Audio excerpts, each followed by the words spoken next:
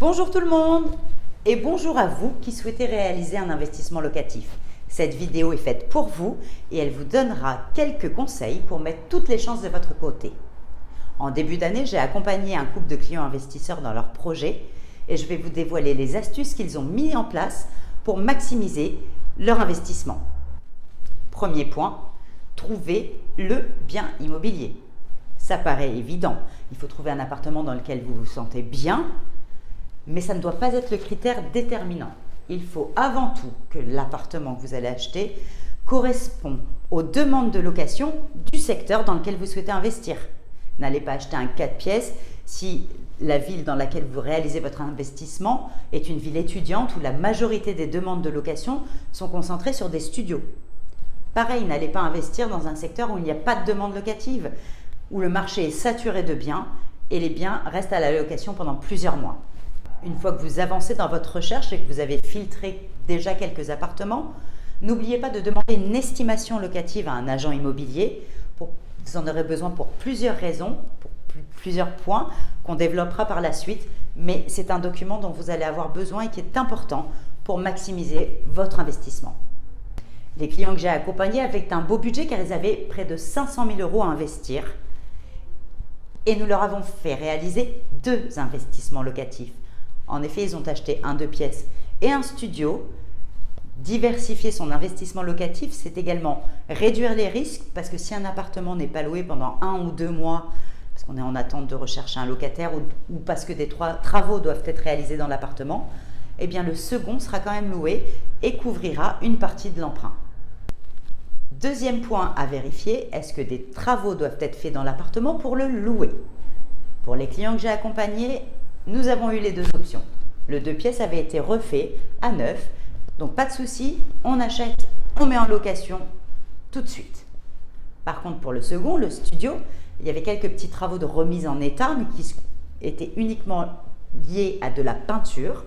On a donc accompagné nos clients en faisant réaliser des devis et en demandant aux artisans la durée dont ils avaient besoin pour réaliser ces travaux. Ces 2 points sont importants. Le devis, ça va nous permettre de chiffrer et donc de financer les travaux. Et la durée pour réaliser cette peinture, ça nous permettait de savoir pendant combien de temps l'appartement allait être vide avant de pouvoir entamer la recherche de locataires. N'oubliez pas, vous achetez, vous commencez à rembourser. Plus l'appartement sera vide longtemps, plus ça sera une dépense à prendre en compte.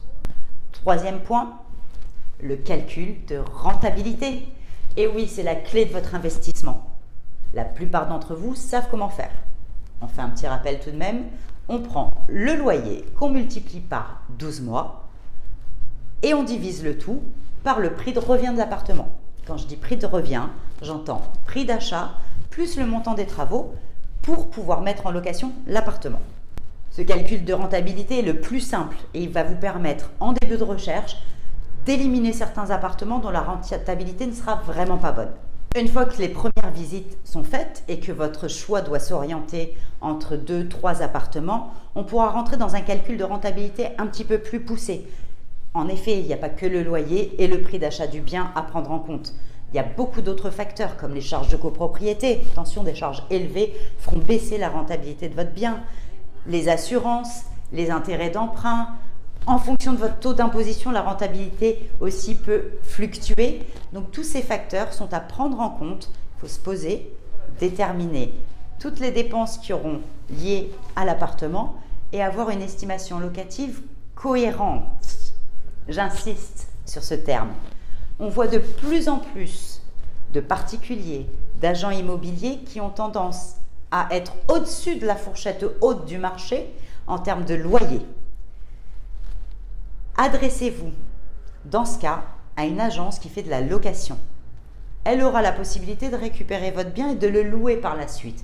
Elle vous annoncera donc un loyer qui est vraiment en rapport avec les prix du marché. Le 4e et dernier point à prendre en compte, c'est votre financement. N'oubliez pas que même si les taux des crédits augmentent par rapport à ce qu'on a connu il y a quelques années, il est souvent plus intéressant de réaliser un investissement locatif à crédit. Déjà, vous pourrez déduire les intérêts d'emprunt de vos revenus fonciers. Mais en plus, vous gardez de la liquidité pour réaliser d'autres projets. Là encore, notre petite astuce, c'est de faire appel à un courtier immobilier. Il présentera votre dossier dans plusieurs banques et vous amènera En proposition, celle qui vous présentera le meilleur taux ou en tout cas les meilleures conditions. Le taux du crédit peut grandement faire évoluer la rentabilité de votre bien. Alors, si vous souhaitez investir, commencez par bien visualiser ces 4 points en fonction des appartements que vous avez choisis.